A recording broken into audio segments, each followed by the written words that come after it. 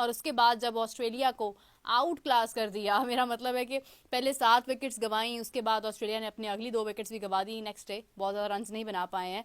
तो उसके बाद जिस तरह से इंडिया ने बैटिंग की है, अल्फाज नहीं है मेरे पास, लिटरली मेरे पास अल्फाज नहीं है, क्योंकि आपने मैच देखा हिंदुस्तान बा मुकाबला ऑस्ट्रेलिया और रीग्रुप होते हुए उन्होंने फैंटी लगाई। Fanta is on from India to Australia, मजा आ गया। की लीड हो चुकी है, ह्यूज लीड हो गई है, इसमें कोई शक नहीं है। जायसवाल ने और के राहुल ने जितनी सेंसिबल, जितनी उन्होंने जोर लगाया कि नए बॉल पे विकेट नहीं देनी, पूरी एफर्ट मारनी है, किसी तरीके से नए बॉल को किल करे। आज बल्ले के साथ भारत का अच्छा दिन था और बैटिंग के दूल्हा मियां बने केएल राहुल। एक ग्रेट टेक्निकल इनिंग्स खेले वो और फिर यहां से बहुत मजबूत थे। जायसवाल और राहुल ने जो तगड़ा स्टार्ट दिया है, वो यार ऑस्ट्रेलिया 104 पे आउट हुआ था, हमें था कि मतलब कि चलो यार अभी इंडिया भी बैटिंग करने आएगा, इंडिया के लिए भी आसान नहीं होगा, इंडिया की भी विकेटें गिरेंगी, इंडिया मुश्किल से 200 कर लेगा। लेकिन जो तगड़ा स्टार्ट भारत को मिला है, कमिंस क्या स्टार्ट, क्या हेजलवुड क्या, इनको विकेट नहीं मिल पा रही। What a brilliant start by KL Rahul, Yashasvi Jaiswal. KL Rahul तो पहली इनिंग्स के अंदर भी बड़ा सॉलिड स्टार्ट दे रहा था, लेकिन दूसरों ने साथ नहीं दिया था। यशस्वी जायसवाल की क्या कमाल का पेशेंस दिखाया, जबरदस्त अप्लाई किया अपने आप को, बेहतरीन किस्म के फुटवर्क का इस्तेमाल किया पेशेंस के साथ। और दोनों ही जायसवाल और केएल राहुल की भी काफी तारीफ बनती है यहाँ पे, क्योंकि केएल राहुल उसकी कोई एक जगह पक्की नहीं है कि हाँ जी किस नंबर पे वो जगह खेलेगा। जब भी टीम को जरूरत पड़ती है, कभी ऊपर कभी नीचे, जहां पे उसको मौका मिलता है तो वो बैटिंग करता है। इंडिया इनको लम्हा डाल के ना, पंजाबी जुबान में कहते हैं, ऑस्ट्रेलिया का लम्हा डाल के ठुडे मारेगी। इंडिया के प्लेयर को तो बैटिंग लाइनअप को जल्दी तो है ही नहीं, उनको बिल्कुल जल्दी नहीं है, दूसरा दिन है, बहुत मैच बाकी है, बहुत दिन बाकी है, तो खेले आराम से, लंबी बारी करें, अगर करते हैं अपने 100 करें, जो कर सकते हैं, अगर विकेट ऐसे ही चलता रहा तो, क्योंकि विकेट पे तो मुझे नहीं समझ आ रही कोई ऐसा होगा। तो फिलहाल सिचुएशन जो है वो बड़ी जबरदस्त जो है नजर आ रही है। प्रेशर बिल्कुल रिलीज हो चुका, प्रेशर बल्कि ऑस्ट्रेलिया पे माउंट हो चुका है। यहाँ कहानी तब्दील हो चुकी है। इंडिया इस वक्त ड्राइविंग सीट के ऊपर बैठा हुआ है और किसी किस्म की कोई जल्दबाजी करने की यार क्या कमाल कमबैक की है इंडिया की टीम ने, लेकिन आउटस्टैंडिंग परफॉर्मेंस दी। 104 पे ऑस्ट्रेलिया की पूरी टीम को आउट कर दिया, उनकी अपनी होम कंडीशंस में, और बहुत जबरदस्त बॉलिंग की बुमराह ने एज अ कैप्टन। पहले टेस्ट मैच में उनकी कप्तानी थी और कहीं से नजर नहीं आया कि वो पहला टेस्ट मैच में कप्तानी कर रहे हैं, पैनिक हुए हुए कहीं नहीं है, 100% उन्हें दी। लेकिन जब इंडिया की बैटिंग स्टार्ट हुई, कोई आउट की लीड हो चुकी है, ह्यूज लीड हो गई है, इसमें कोई शक नहीं है। जायसवाल ने और के राहुल ने जितनी सेंसिबल, जितनी उन्होंने जोर लगाया कि नए बॉल पे विकेट नहीं देनी, पूरी एफर्ट मारनी है, किसी तरीके से नए बॉल को किल करे। ये दोनों बड़ा जबरदस्त खेल रहे हैं, उनको कोई मुश्किलात नहीं हो रही। अब स्पिनर भी आ गए, लविशैन से भी गेंद करवा दी, मिचेल मार्श से भी गेंद करवा दी। जो तीनों बॉलर थे, हेजलवुड, पैट कमिंस और जो है स्टार्क, उन तीनों को बिल्कुल भी कोई ऐसी विकेट नहीं उनको मिली, या कोई ऐसी बॉलिंग नहीं हुई जिसपे वो बोल सके कि यार क्या बॉलिंग हो रही थी। लग ऐसा रहा है कि थोड़ा सा बिहेवियर चेंज हो गया। अब ये पता नहीं, इंडिया के बैट्समैन खेले तो बहुत अच्छा है, अब देखना यह है कि आगे चल के क्या होता है। जिस तरह ये दोनों खेल रहे हैं, इन दोनों को इसी तरह खेलता रहना चाहिए। इंडिया के प्लेयर को तो बैटिंग लाइनअप को जल्दी तो है ही नहीं, उनको बिल्कुल जल्दी नहीं है, दूसरा दिन है, बहुत मैच बाकी है, बहुत दिन बाकी है, तो खेले आराम से, लंबी बारी करें, अगर करते हैं अपने 100 करें, जो कर सकते हैं, अगर विकेट ऐसे ही चलता रहा तो, क्योंकि विकेट पे तो मुझे नहीं समझ आ रही कोई ऐसा होगा।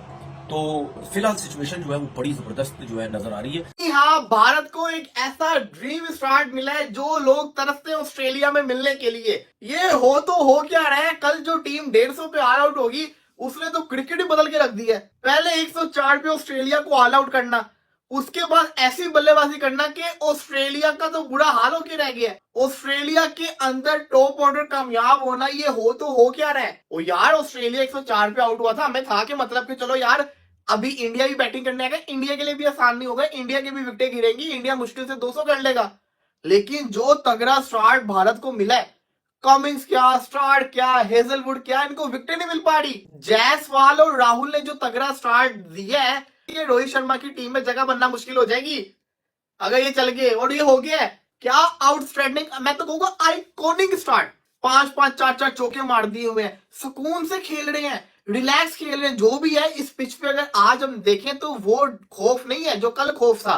और सबसे बड़ी कामयाबी भारत की ये है कि कल जो भारत की टीम एक सेशन के अंदर मिनिमम 4 विकेट अपने दे रहा था, आज उन्होंने पूरा सेशन खेल लिया और एक भी विकेट नहीं दिया ऑस्ट्रेलिया को। ये भारत की कामयाबी है, आउटस्टैंडिंग किस्म की बल्लेबाजी की है। मुझे बिल्कुल, मैं मान लेता हूं कि 104 पे ऑस्ट्रेलिया आउट होगी, समझ आता है, लेकिन इंडिया ऑस्ट्रेलिया के अंदर पूरा सेशन बगैर विकेट के खेल जाए, ये तो बहुत ही अखीर है ना, कि एक दफा वो 150 पे आउट हुए, उसके बाद वो पूरा सेशन बगैर विकेट के खेल जाए।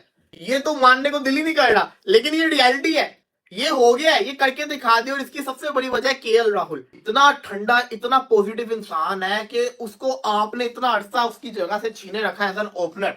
उसको फाइनली अपनी जगह मिली है, कॉम एंड कूल अपनी क्रिकेट खेल रहा है, कोई जज्बाती नहीं। ये टेस्ट को टेस्ट समझ के खेलता है और क्या आउटस्टैंडिंग करके दिखाता है। What a brilliant start by KL Rahul, Yashasvi Jaiswal. KL Rahul तो पहली इनिंग्स के अंदर भी बड़ा सॉलिड स्टार्ट दे रहा था, लेकिन दूसरों ने साथ नहीं दिया था।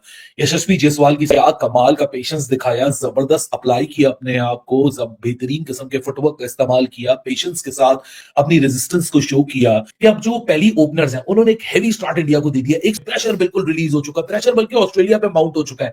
यहाँ कहानी तब्दील हो चुकी है। इंडिया इस वक्त ड्राइविंग सीट के ऊपर बैठा हुआ है और किसी किस्म की कोई जल्दबाजी करने की जरूरत नहीं है। और अगर इंडिया इसी अप्रोच से आगे बढ़ता है तो 2-3 इसके मल्टीपल फायदे हैं। एक तो आप इस गेम में बहुत आगे चले जाएंगे, आप ऑस्ट्रेलिया को और फ्रस्ट्रेट करेंगे जितना टाइम आप उनको मिडिल में रखेंगे। आपका जो चौथी इनिंग्स का स्कोर है वो स्वेल अप होता रहेगा।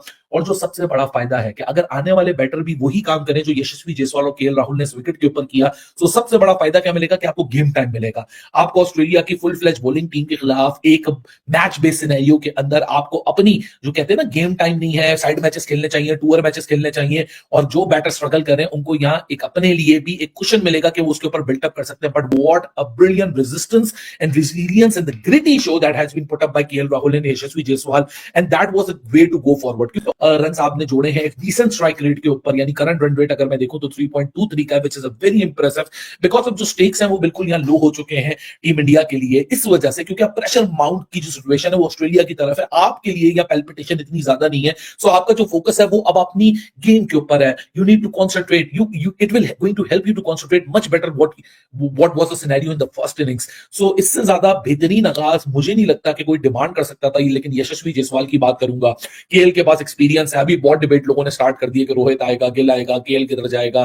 केएल ने no two doubts about that दोनों इनिंग्स के अंदर अपनी जो क्लास है, अपना जो टेम्परामेंट है, अपनी जो क्या कहते हैं अपनी एक उसकी जो फिनिश है उसकी बैटिंग के अंदर, वो उसने एक दफा फिर दिखाई है कि मैं मुझे 5वें पे खिलाओ, 6ठे पे खिलाओ, ओपनिंग कराओ, मैं अपनी रेजिस्टेंस दिखाता रहूंगा। Excellent session for India, wicketless session.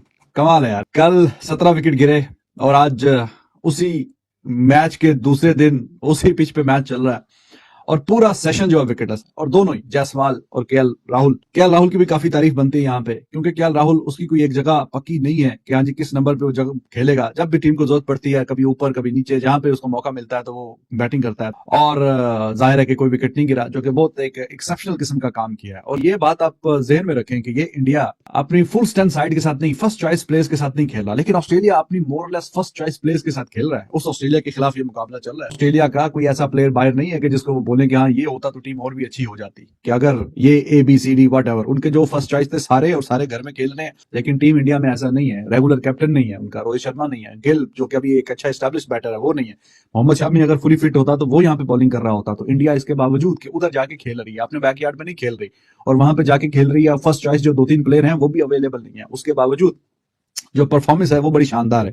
लेकिन ये टू बी वेरी ऑनेस्ट, ये बियॉन्ड एक्सपेक्टेशन काम हुआ है, एक विकेट भी नहीं गिरा। वाह जी वाह, कमाल किस्म की ये परफॉर्मेंस आई है और दोनों को ही शाबाशी है। बहुत ही बेहतरीन और शानदार खेला केएल राहुल, स्पेशली उसकी जो शुरू में जो ड्राइव स्टेट ड्राइव मारा, दैट वाज फिनोमिनल, बहुत ही बेहतरीन। और आपने एक अगर थोड़ा सा महसूस किया हो, थोड़ी सी तब्दीली जो आई है बैटिंग में, अप्रोच में, वो सारी बात यह है कि जो कॉन्फिडेंस जो बॉलर्स ने दिया है अपने बैटर्स को वो नजर आ रहा है, वो झलक रहा है। पहली बारी में ऐसा नहीं है कि केएल राहुल बुरा खेला, अच्छा खेला, वो तो खैर आउट भी नहीं लग रहा था जो आउट दे दिया, लेकिन over pitch balls of side के बाहर काफी लीव भी की। लेकिन अब चूंकि पता है कि रन्स हमारे बोर्ड पे एक्स्ट्रा है, लीड हमने ली हुई है, बॉलर्स हमारे चढ़ के बॉलिंग की हुई है, अब ऑफ साइड के बाहर का जाने नहीं दिया ज्यादा बॉलें, कुछ छोड़ी भी है केएल राहुल ने, लेकिन उसने वहां पे ड्राइव भी करने की कोशिश की है, रन्स की तरफ भी जाने, एक निगाह रन्स की तरफ भी रखी हुई है। ये बड़ा अच्छा और पॉजिटिव जो चेंज है वो नजर आया इस वाली बारी में। तो अब पुल शॉट्स भी लगने लग गए हैं, ड्राइव्स भी लगना शुरू हो गई हैं, बीच में सिंगल डबल्स भी आ रहे हैं, थोड़ा बीच में टेस्ट क्रिकेट वाली बैटिंग भी देखने को मिलती है कि right before the tea break थोड़ा सा